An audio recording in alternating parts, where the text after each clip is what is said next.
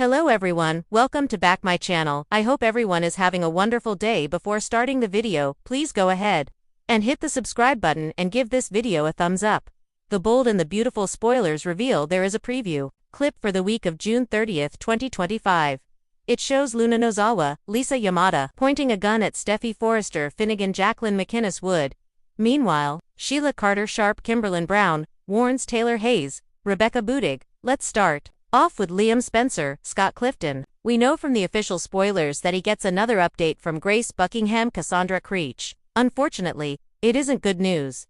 Then, the preview clip shows Liam holding up a medication bottle, telling Hope Logan, Annika Noel, that he wants to have as much time as he can get. It sounds like the medication isn't helping though. Liam might have a lot less time than he thinks. Which is interesting considering our next storyline. After Will Spencer's crew Morrow wiring scheme backfired, Luna made a run for it.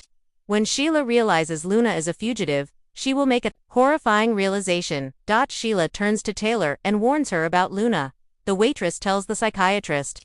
Luna said she had one more thing to do before she left town. Of course, Sheila will realize that Luna was talking about Steffy.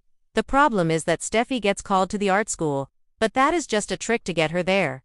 The bold and the beautiful spoilers reveal that the preview clip shows Sheila frantically trying to warn Taylor about Luna. It sounds like Sheila might realize where Luna is headed, but might not know the address.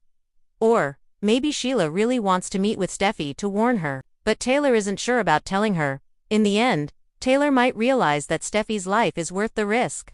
Since Steffy is in that art school, while Ms. Dillon is tied up, can Sheila and Taylor get there in time? The police were supposed to save Will from Luna, but Deputy Chief Bradley Baker Dan Martin just didn't act quickly enough. Of course, fans are used to that from cops and soaps. So moving on. Finally, Luna corners Ms. Dillon, Sydney Bullock at the temporary art school. The camera shows the teacher bound and gagged in a closet. Meanwhile, Luna points a gun at a terrified Steffy. Will Luna pull the trigger or can Steffy be saved? The week of June 30th, July 4th on The Bold and the Beautiful unleashes a series of shocking power plays, desperate acts, and horrifying twists, as Los Angeles becomes a war zone for the Forresters, Logans, Spencers and the wildcards caught in between. With Luna Nozawa now on the run and her back to the wall, she does the unthinkable, and flips the script on Steffy Forrester. What begins as a confrontation spirals into a kidnapping that could change everything. Meanwhile, Sheila Carter's fragile grip on peace begins to crack under the weight of a terrifying revelation, and a deadly threat looms for Ms. Dillon, whose past may finally catch up with her. This week, the drama is not just explosive, it's personal. Monday, June 30th, Luna turns predator. Ridge sounds the alarm at the Cliff House. Steffy believes she's finally got the upper hand. After tracking Luna's movements and alerting Ridge, she plans to confront the troubled designer once and for all. But Luna, spiraling from heartbreak, guilt, and betrayal, has reached her tipping point. While Luna has been framed as unstable, what the Forresters don't realize is how composed and cunning she's become. After a secret phone call with Nick Marone, Luna sets a trap. Steffy walks into it. The confrontation escalates fast. Steffy taunts Luna over her relationship with Finn, warns her about jail time, and throws around the word pathetic. But Luna, with eyes eerily calm, locks the door.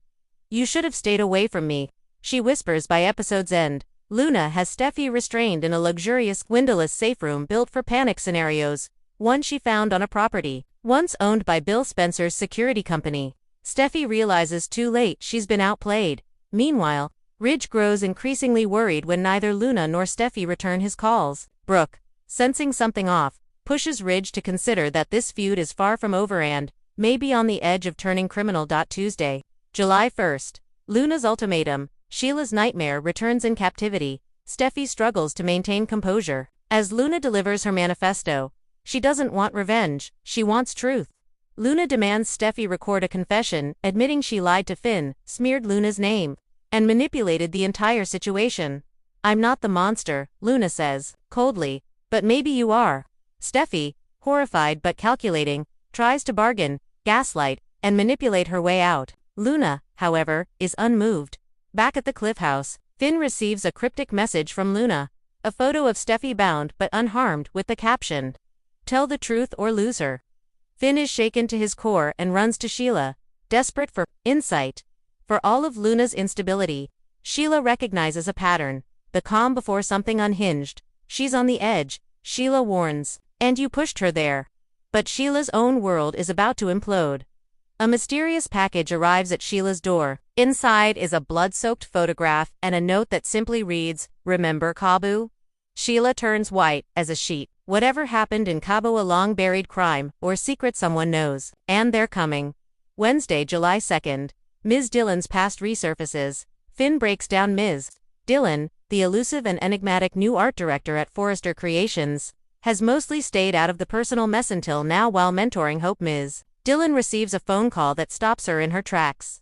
Her face goes pale, her hands tremble. She tells Hope she must leave, but before she can, a dark figure appears in the parking garage. It's Jules, a man from Ms. Dillon's past in Paris, and he's not there for pleasantries. He knows what she did, and he's here to collect. Elsewhere, Finn is unraveling. Torn between loyalty to Steffy, his unresolved feelings for Luna, and the horror of what she's done. He makes a dangerous decision. He confesses to Carter and Ridge that Luna might have snapped because of something he said. When Ridge demands to know more, Finn breaks. "I told her. I didn't believe her. That I thought she might have drugged Liam on purpose." The room goes cold. Ridge realizes Steffy may have exploited Finn's worst fear and Luna may now believe everyone is out to get her. In a private moment, Finn begs Ridge to help him save both women. Ridge, conflicted but determined, agrees.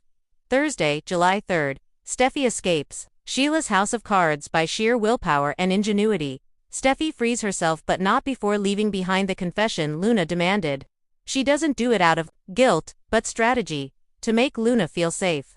Throw her off guard, Steffy escapes through an underground hatch Luna had no idea existed and finds herself in the woods.